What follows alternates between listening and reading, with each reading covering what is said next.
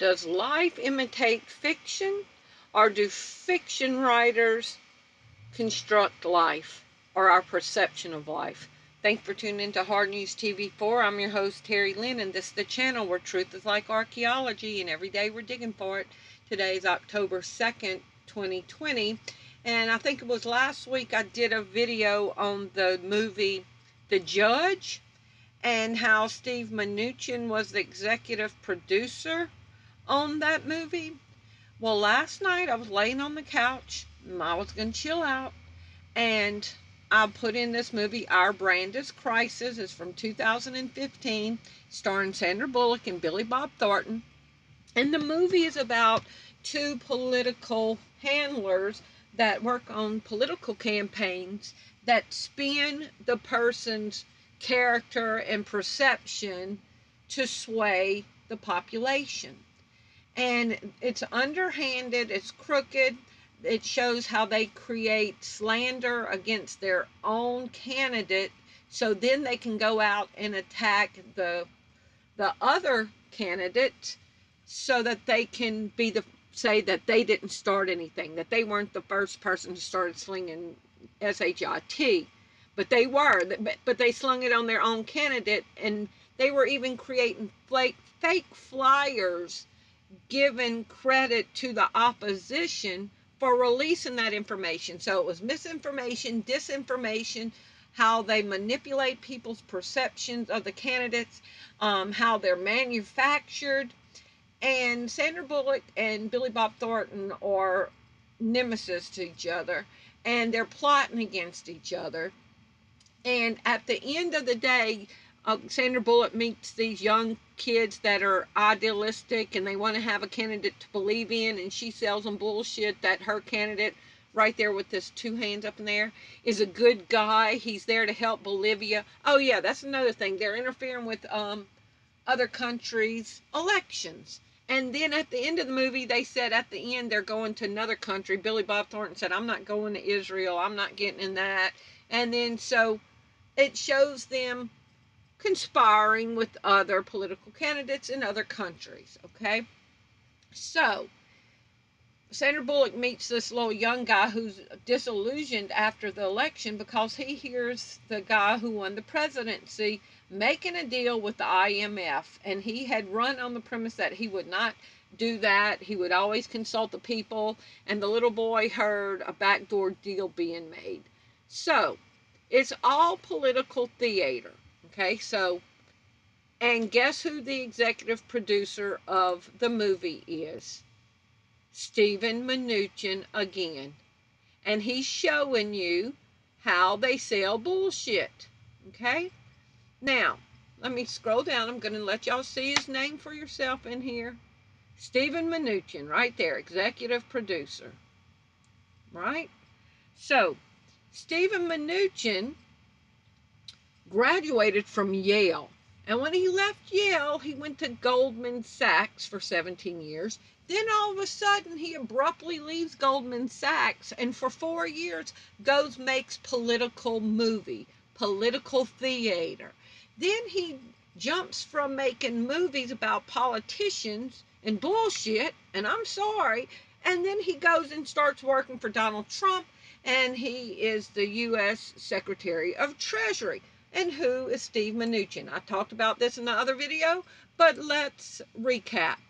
Steve Mnuchin now is one of the top 13 most powerful members of the secret society Skull and Bones. Okay, let's go down. One of the other ones is H.W. Bush is one of the most 13 powerful. John Kerry, W. Bush, there's John Kerry, Bush, and Steve Mnuchin, class of 1985. Mnuchin begins a newer generation of bonesmen on the list. The current U.S. Secretary of Treasury got his bachelor's degree at Yale before starting to work at Goldman Sachs. Mnuchin stayed with the bank for 17 years and became its chief information officer in 1999. Okay? Now, so how do you go from graduating from Yale, You're a bondsman, a secret society, 322. You go make movies in Hollywood about politics, and then you come work for the president. Y'all don't think that that's suspicious, all right? So before I get into Naomi Wolf, I want to show y'all a folder that I made on the movie last night.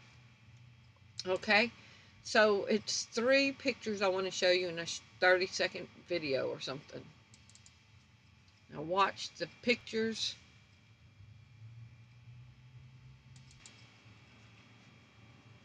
Okay, so that's how the movie's coming on. Executive producer Stephen Mnuchin. And the next picture,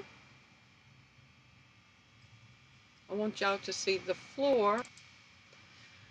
So, what do you see in that scene? Billy Bob Thornton standing on a Freemason floor.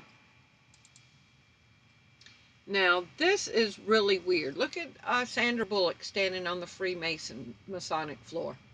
And there's another scene in the movie, I forgot to bring that picture over, but it shows Sandra Bullock standing just like that with like a devil-looking head mask on her body, wearing that same suit, standing in that same position. And it made no sense for her to have that on there. Okay, but leave it to Skull and Bones, Steve Mnuchin, to put a devil head and put that scene in there. It was like some kind of demonic little thing on her head. Unrelated to it, unless they wanted to send a message to you that politics is rooted in demonic activity. So let's look at the next thing.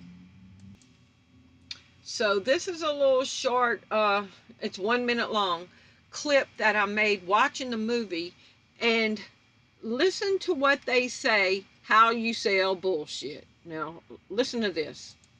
Our brand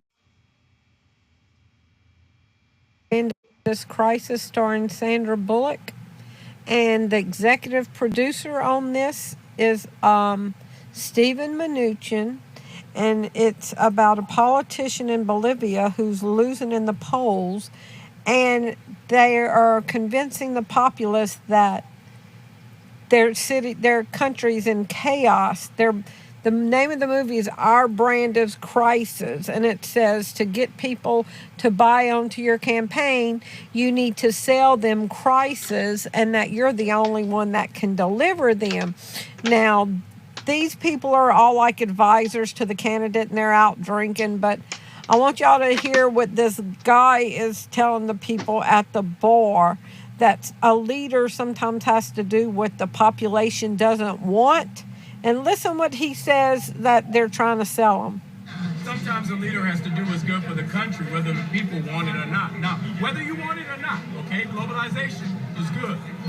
Whether you want it or not, globalization is good for you. Okay? So, now let's go back to the last 2 things I want to show y'all. Everything we're seeing is political theater. Trump having the COVID, getting locked down, what's going to happen, the election might be postponed, how's continuity of government going to carry on. These are all stories in the main line, and it's coming right after the chaotic presidential debates. They're taking Trump off the stage for a little bit, they're regrouping, and they're looking for a direction that they want to go, okay? And they're saying that the election could be delayed. But let me show you Naomi Wolf. She's American liberal, progressive, feminist author. I have nothing in common with her based on those things.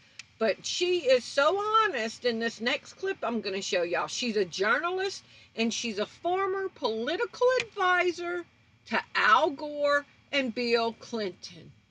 Okay? So she knows how they spin shit. I'm sorry. I'm just, oh, Lord, help me. Everything we see is not true. Okay, it's not true.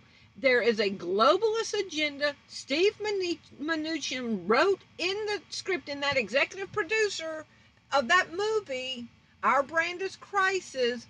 Sometimes a politician has to give you what you don't want, but globalization is good for you. The New World Order is coming. Now, whoever this person is, Council of Nice Ears, they posted this in December of 19, but I did this video like in 2016. So Obama was president still when she gives this synopsis. But listen, I don't think I'll show the whole 8 minutes, but she talks about how it is legal for the governments to lie. She talks about the political theater. She talks about them creating chaos. She talks about misinformation. And this was a lady that was an advisor to the president and the vice president of the United States. And she tells you it is good to question everything. Here we go. Boston, when we were looking for a pressure cooker and 2 teenagers, you know, and then they took over the whole city and shut it down. And to me, that looked a whole lot like martial law. Yeah. Oh, God, I can't believe. See, this is why I didn't want to give this talk, because I knew that we'd have this conversation. And now it's on the record. All right. Let me take a step back. And we have to deal with it. Let me take a step back and a deep breath, because this is a very painful thing to talk about.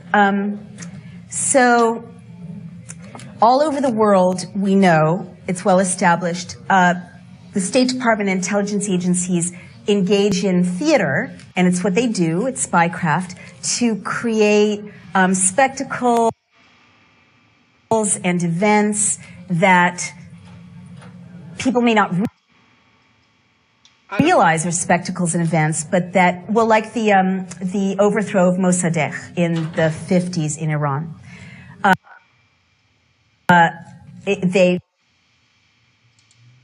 They'll funnel money to protesters. They'll, fly people in to infiltrate protesters. They'll create fake Okay, did y'all hear what she said? Newspapers and so on. So we know that this happens in countries. They funnel money. Okay, I went back just a second. She says that they funnel protesters' money. They supply the agitators. They create the chaos. She said the State Department does it. And they engage in theater.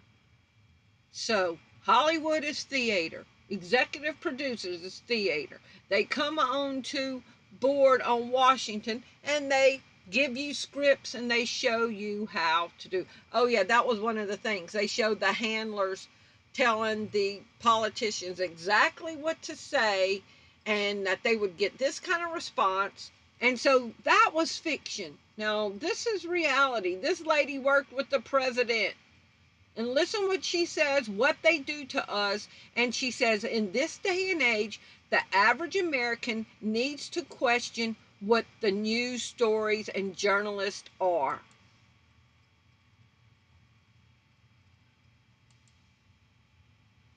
The overthrow of Mossadegh in the 50s in Iran. They'll funnel money to protesters. They'll, fly people in to infiltrate protesters. They'll create fake newspapers and so on. So we know.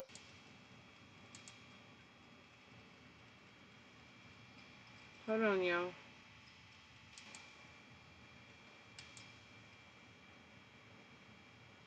We know that this happens in countries around the world. I believe that a law has been passed in the United States. I think it's part of the Defense Authorization Act. I need to confirm this. That, now makes it legal to propagandize American citizens. Do we know about that? Yeah, it's true. And is it in the NDAA or is it in something else? Do we know? It's a separate bill. It's a separate bill. And it's been passed. It's now law? Do we know what 2 years ago. Do we know what the name of it is? I don't remember, but I reported on it. Oh, thank you. Will you send me the link? Yeah. Thank you. So what this means is, and I, as a journalist to say these words, I can't tell you with what a heavy heart I say them, but we've entered an era in which it is not crazy to assess news events to see if they're real or not real. And in the United States as well as overseas. And in fact, it's kind of crazy not to. Okay, so she journalist, it's hard for her to read everything we read. Now, and to you know, there's question- so much. Hold on, I'm stopping this. So she is a journalist. She puts news stories in the news, and she worked for the president and the vice president. She has seen spin firsthand, and she's telling you that it'd be foolish for you not to question the things that we're seeing. Now, I don't know why it's interrupting so bad, so I'm going to leave y'all the link, but I just wanted to show y'all that I watched that movie yesterday, and it shows how they create the reality that they want you to believe in. And one of Trump's highest ranking cabinet members was a Hollywood executive producer, and somebody that's already worked with presidents and vice presidents says that they lie to you and they create theater. Y'all please leave me your comments below and let me know what you think. All the world's a stage. I've got so much news to get to today. Thank you for watching. Love y'all. Bye-bye.